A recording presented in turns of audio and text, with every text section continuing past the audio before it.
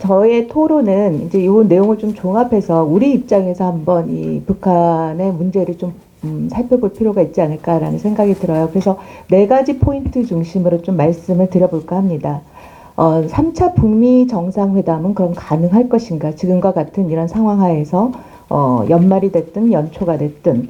그 다음에 두 번째로는 이렇게 3차 정상회담이 북미 간의 정상회담을 한다라고 했을 경우 그렇다면 과연 북한의 비핵화는 가능한 방향으로 전개가 될 것인가를 또 퀘스천을 던져볼 수가 있고요. 그다음에 세 번째로 만약 북한이 3차 북미 정상회담을 통해서 비핵화에 어느 정도의 합의를 했다고 한들 그것이 정말 우리가 원하는 완전한 비핵화일까? 아니면 불완전한 비핵화일까? 뭐 부분적인 비핵화일까? 그러한 단계에 이르렀을 때 그거는 과연 우리 정부 입장에서 수용 가능한 것인가? 우리는 그런 북한을 받아들일 수 있을 것인가에 대한 문제를 제기해 볼 수가 있고요. 마지막으로는 그렇다면 만약 앞에서 말씀드린 이러한 세 가지가 제대로 이루어지지 않는 상황에서 지금과 같이 3차 북미 정상회담도 열리지 않고 그런 상황에서 내년을 맞이하여 북한이 말한 그대로 새로운 길을 가게 된다고 했을 때 그럼 거기에 상응해서 우리의 정부는 대안을 갖고 있는 것인가에 대한 거를 좀 중점적으로 생각해 볼 필요가 있지 않을까라는 생각이 들어요. 이런 걸 위해서 오늘의 어떻게 보면 북한 비핵화에 관련된 협상과 전망에 대한 부분을 세미나를 열지 않았나라는 생각이 듭니다. 일단 저는 개인적으로 3차 북미 정상회담과 관련돼서 누가 더 이거를 열고 싶어 할까? 미국보다는 김정은이라고 봐야겠죠. 왜 이렇게 실무 협상이 그냥 하나의 수단으로 끝나는가? 결국에는 이게 탑다운 전략을 추구한다라고 해서 처음에 2차는 좋았을지 몰라도 앞으로 향후 전개되는 과정에 있어서는 저는 김명길 같은 경우가 최선희라든지 이런 사람들보다 훨씬 더 유능한 사람인 거죠.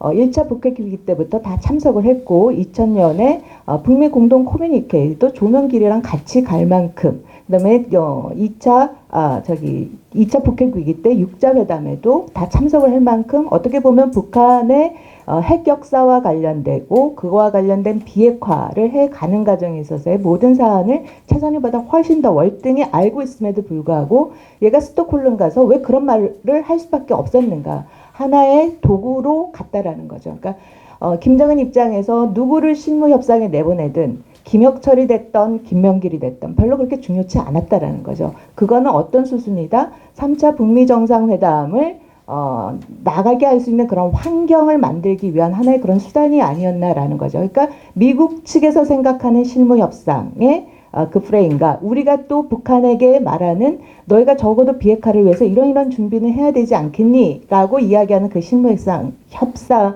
생각하는 거와는 맥락이 틀리다. 그래서 그런 측면에서는 3차 북미 정상회담은 결국에는 이러한 모든 문제를 풀기 위한 그러한 정당성 부여를 결국엔 김정은한테 부여하기 위한 하나의 그런 수순이다. 그런 측면에서 봤을 때 3차 북미 정상회담은 북한이 더 원하는 것이고 그리고 미국은 이걸 이번에 간파를 했다라는 거죠. 그런 측면에서 3차 북미 정상회담이 열릴 가능성은 높지 않다라고 저는 개인적으로 봅니다. 그렇다면 북한의 이러한 비핵화의 진전이 가능할 것인가? 일단 북한 입장에서는 그 9.19 평양선언에서 제시한 영변 이외의 어떤 거에 대해서도 내놓겠다라는 것이 지금 없는 상황인 거죠.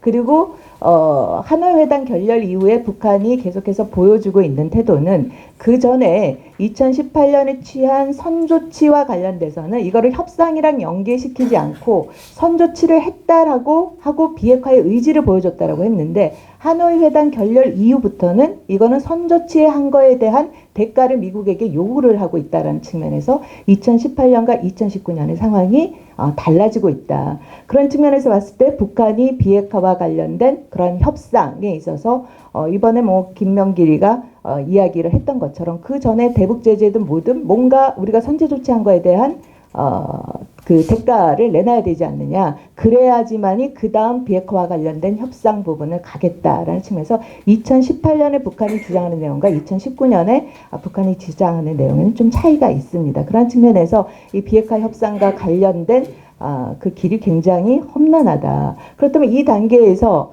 우리 같은 경우에는 어쨌든 북한에 저렇게 비핵화 협상이 진전되지 않고 북한의 핵미사일 능력 고도화를 그럼 바라만 봐야 되느냐, 계속 이 상태를 끌고 가야 되는 거냐에 대한 어떻게 보면 정부의 dil레마가 있는 상황인 거죠. 그러한 측면에서 아마 미국 측에서도 이제 군축론자들과 같이 튼 내용들이 나온 거죠. 지금 굉장히 그럼 뭐라도 빨리 하자, 동결이라도 하자.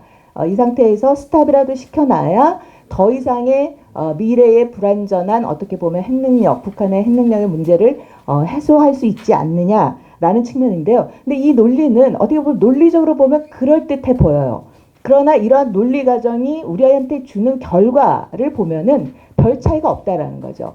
비핵화 협상이 지금과 같은 진전되지 않은 상태에서 북한이 이렇게 핵능력을 진행시켜 나가는 과정이나 아니면 북한이 비핵화 협상에 동결 부분에 어느 정도 합의를 하고 그걸 검증 부분을 지연시키면서 가는 과정이나 어떠한 차이가 있을까? 완전한 비핵화를 하지 않는다고 했을 경우에 그렇다면 결국은 그건 뭐와 같냐면 결국엔 북한의 불완전한 비핵화를 우리가 수용을 하면서 그거를 관리한다라는 측면인 거죠. 결국에는 그 핵 있는 북한을 수용한다라는 입장으로 논리적으로 이제 귀결이 된 거죠. 그럼 그거를 받아들일 수가 있고 그거와 관련돼서 우리가 대응할 수 있는 그런 능력 체계를 충분히 갖추고 있느냐에 대한 거기에 대한 해답이 같이 만약 논리가 맞아진다면 이 부분에 대해서도 한번 그 정책적인 부분을 검토해 볼 필요가 있지 않을까라는 생각이 드는데요. 결국에는 이 문제는 뭐냐면 북한이 비핵화라는 이야기를 했지만 이때까지 비핵화에 대한 협상이 제대로 전개되지도 않았고 계속해서 핵과 미사일 능력이 고도화된 문제는 결국엔 억제 문제였던 것 같아요.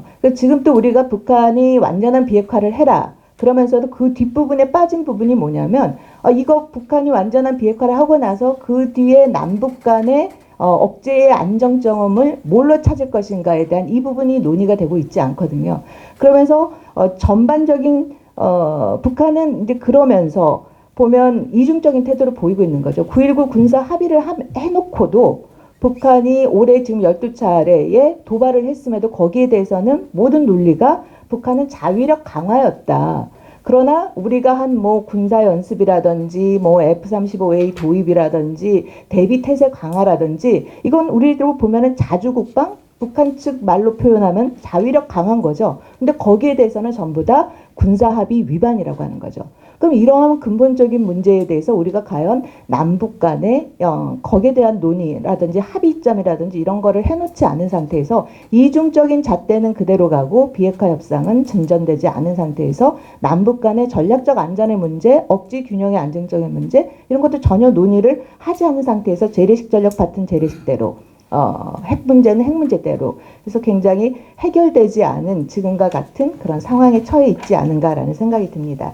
그런 측면에서 우리가 이런 문제를 앞으로 어떻게 가져갈 것인가. 지금 정부의 대응은 뭐냐. 비핵 평화 프로세스를 한다라고 하지만 지금과 같은 상황이 더 상황이 악화되지 않기 위해서 어쨌든 현재와 같은 모멘텀을 가져간다고 하지만 so what? 그리고 나서 뭐가 달라졌느냐에 대한 근본적인 문제가 제기되지 않는가라는 생각이 들어요. 실질적으로 북한이 그 전에는 비핵평화 프로세스의 논의가 되기 전까지만 해도 김정일 체제까지만 해도 북한의 비핵화는 평화협정이랑 엔드스테이트가 맞아 떨어졌어요. 그러니까 비핵화의 완료 시점에 평화협정을 한다라고 체결을 한다라고 되어 있지만 이번에 김정은 체제에 와서 이 비핵평화 프로세스의 내용을 보면은 평화협정이 훨씬 이전에 앞에 완료가 돼요. 그러니까 북한이 비핵화가 완료되기 전에 평화협정을 하고 사실상의 북한의 완전한 비핵화는 그 뒤가 되는 거죠. 평화체제, 공고한 한반도의 평화체제 구축이랑 연결되어 있어서 이건 어떻게 보면 북한의 입장에서는 한반도 평화체제라는 그 프레임 속에서 북한이 그 평화협정과 관련된 논리에 있어서 시간적으로 굉장히 많은 걸 앞당긴 거라고 볼 수가 있죠. 김정일 체제 때는 평화협정까지 가기가 어려우니까 중간에 잠정협정이라는 걸 통해서 취하고자 했는데 이번에 와서는 평화협정이 비핵화보다 훨씬 더 앞부분에 와 있고 그 다음에 비핵화 부분이 돼 있고 평화체제로 가서 이 평화체제의 논리도 어떻게 실질적으로 구현시켜 갈 것인가에 대한 그런 근본적인 문제가 있죠. 그런 측면에서 저는 정부의 대응 방안과 관련돼서도 이러한 교착 상황에 있을 때마다 뭔가 북한에게 브레이크를 걸 수 있는 그런 것들이 있어야 되는데 저는 그런 부분이 없이 어떻게 하면 이 모멘텀을 계속해서 끌고 갈 수 있느냐에 대한 거죠. 그러다 보니까 우리가 사실상 중재도 아닌 것이고 우리가 대미에 대한 어떻게 보면 협상의 공간에서 그 양쪽에다가 말은 어떻게 보면은 양쪽을 중재하고 촉진할 수 있는 그런 걸 한다라고 하지만 오히려 공간이 점점 좁아져서 할 수 있는 그런 역량이 더 줄어들지 않았나라는 생각이 듭니다. 그렇다면 이러한 공간을 만들기 위해서는 우리가 북한이 듣기 싫은 부분이라도 좀 말할 수 있는 그런 공간을 좀 만들어낼 필요가 있다라고 생각이 듭니다. 예, 이상입니다.